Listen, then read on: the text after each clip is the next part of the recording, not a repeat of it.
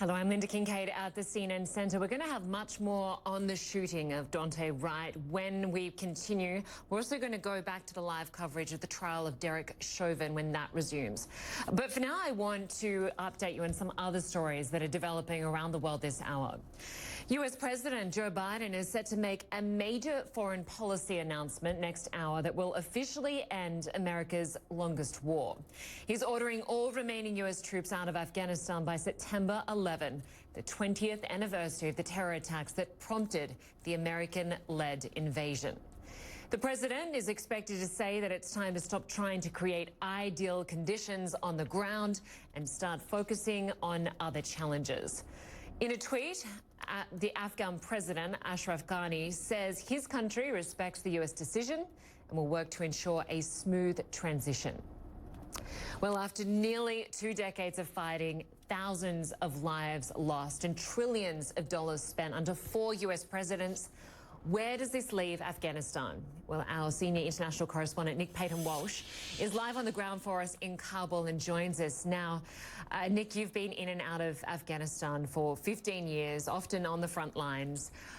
What, in your opinion, has been achieved since the US-led invasion?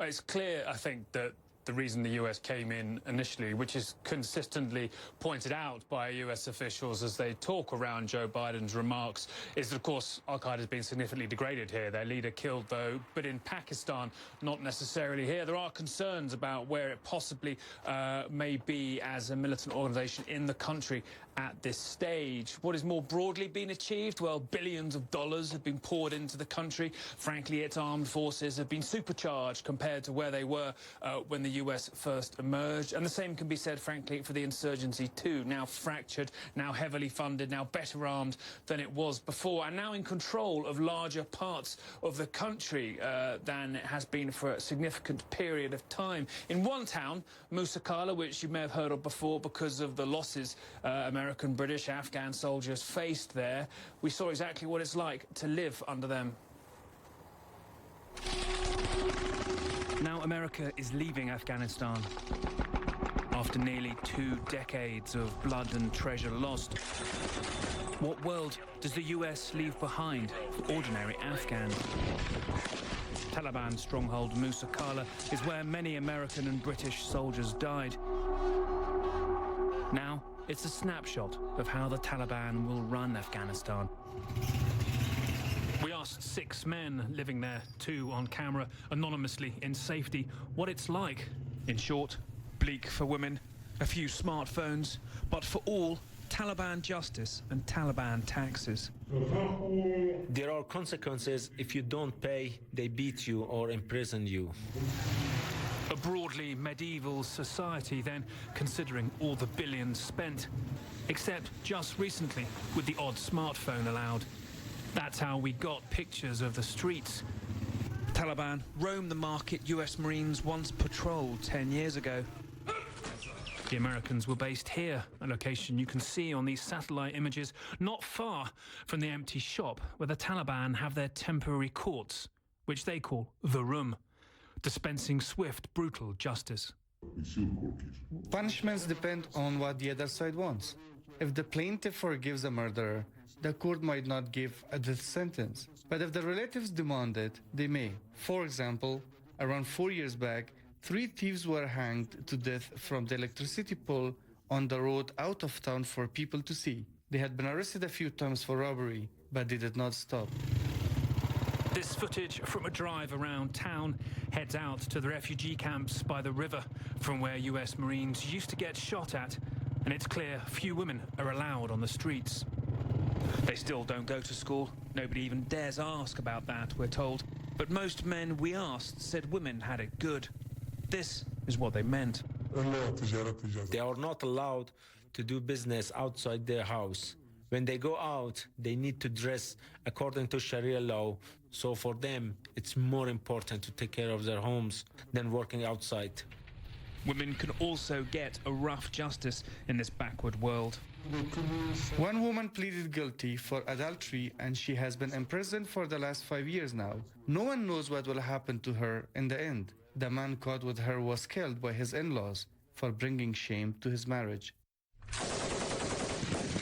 Fighting is rare here now, and the Americans must just watch from jets or drones above. In fact, we were told the Taliban only allowed some smartphones in Musa Qala because peace talks meant that US airstrikes there had slowed down. The Americans had been using smartphones to track Taliban fighters.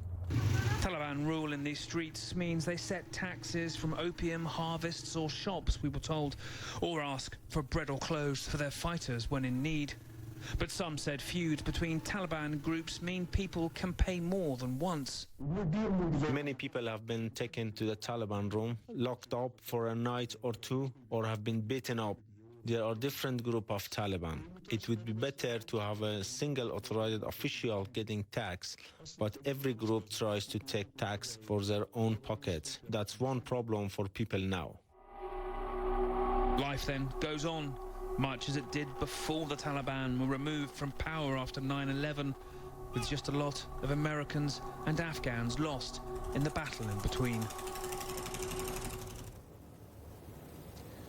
Now, in excerpts of the forthcoming speech from President Joe Biden that the White House have released, he will say that 2 Democrat, 2 Republican presidents have had to deal with the war in Afghanistan. He doesn't want to hand it to a 5th, a man who's lengthily held that a long-term US investment here isn't simply worth what it costs a nation that's been here nearly 20 years now. In that speech, though, too, the details being important, he will say they will continue to fund Afghan security forces. That does potentially give the Afghan government here a fighting chance if peace talks, which should also be a key tenet of this speech as well, don't pick up in Istanbul a week from Saturday. Remember, the Taliban have been clear twice in the last few days that they're not interested in going to those meetings, which are designed under a US plan to bring forward a transitional government involving the Afghan government and Taliban officials too. The Taliban today, in a series of tweets, said very clearly they want the Americans out in 16 days. Now, that's simply not going to happen. And we've had loud rhetoric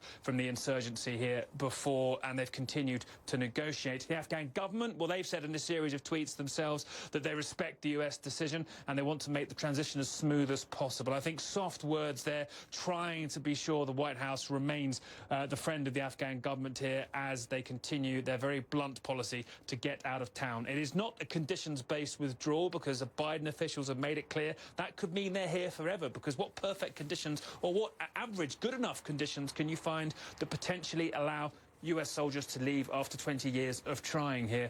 The details still key, though, from Joe Biden, and we'll hear those in the hours ahead. All right, Nick Paton-Walsh, our international security editor.